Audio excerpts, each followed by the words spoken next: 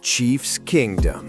Listen to the silence reverberating through the hollowed concourse of Jiha Field at Arrowhead. Do you feel that? It is the cold, unforgiving shiver of an early January without a playoff game. Since 2014, we have owned the winter. Since 2014, the road to the Lombardi ran through the loudest stadium on the planet. But today, the Red Sea is still. The drums are silent. A 6-11 campaign has stripped the crown from our heads and left us staring into the abyss of uncertainty. We are witnessing the fragility of greatness, the moment where the dynasty breathes heavily, battered by the brutal reality of the NFL parody machine. Our king, Patrick Mahomes, is trapped in the grueling labyrinth of ACL rehab, and the architects at One Arrowhead Drive are swinging the scalpel. The standard of the Hunt family is non-negotiable, and right now, that standard has been breached.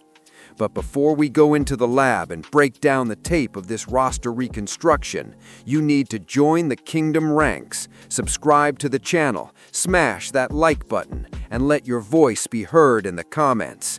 Is the Kingdom still the gold standard, or is the throne sliding into the hands of the Chargers or the Broncos? I'm reading every single one of your takes. Listen to the brutal truth. The 2025 season was a gash to the soul of this city. 6-11, read it and weep.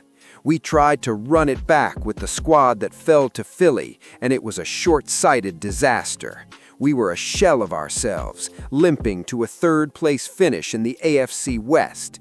And then, the purge. Matt Nagy, gone.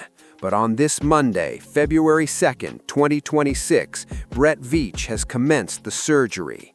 The wide receiver room is undergoing a total transplant. Rashee Rice's status is once again shrouded in uncertainty amid new domestic violence allegations surfacing in January 2026. Hollywood Brown and Tyquan Thornton are sprinting toward the exit ramp of free agency on March 11th. But amid the chaos, the Chiefs have planted a flag. They have re-signed the 6'3" tower of power from Southern Miss, Jason Brownlee. This isn't just a reserve future deal. It is a statement on size and discipline.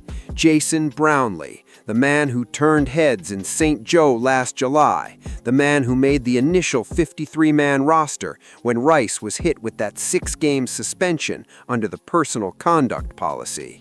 Remember the preseason? That back shoulder fade touchdown from Mahomes against Arizona? That was the audition. But the NFL is a cruel teacher. Brownlee played in 5 of the first 6 games, 6 snaps in Brazil against the Chargers, 8 snaps against the Eagles, but he never caught a pass. His only target, an incompletion in Sao Paulo after Xavier Worthy collided with Travis Kelce on the 3rd play of the season. The production was ghostly. 2 special teams tackles, and when Rice returned for the Raiders game in Week 7, Brownlee was cast into the waiver wire wilderness. But Brett Veach doesn't forget. Unclaimed on waivers, Brownlee lurked on the practice squad all season, absorbing the playbook, studying the option route nuances, and re-emerging for the final 2 games against Denver and Vegas. He has earned his way back into the family. A 202-pound frame that Bieniemy can mold into a perimeter enforcer. He spent his scout team days in the playoffs embodying the likes of A.J. Brown and Nico Collins, and now he gets the chance to be Jason Brownlee for the Kansas City Chiefs. Let's get clinical on the chalkboard, because the tactical layering here is PhD level. In 2026, we have to protect the knee. That means we need 12 personnel mismatch strategies. We need receivers who can block in the inside zone schemes that Eric Bieniemy mastered in Chicago. Brownlee's size is a weapon against cover 2 shells.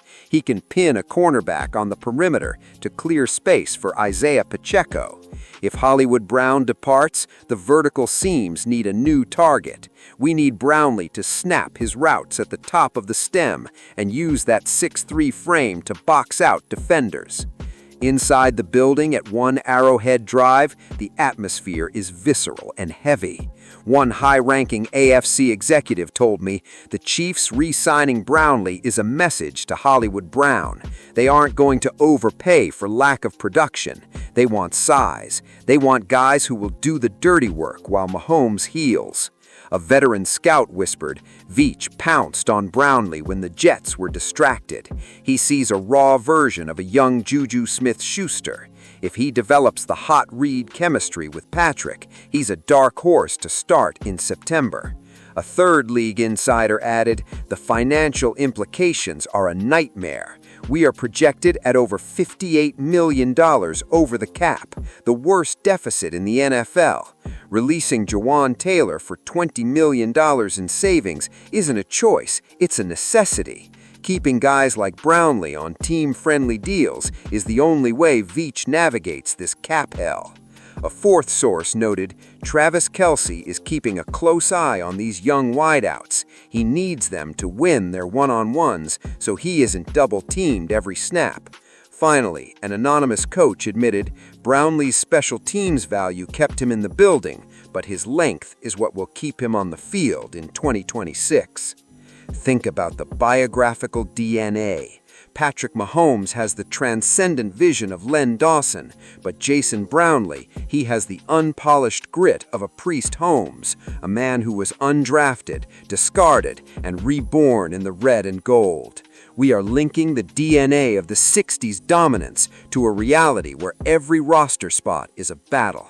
Xavier Worthy has game-breaking speed, but Brownlee has the interior devastation potential of a big-bodied possession receiver. He is the historical bridge to the physicality we had with Dwayne Bowe.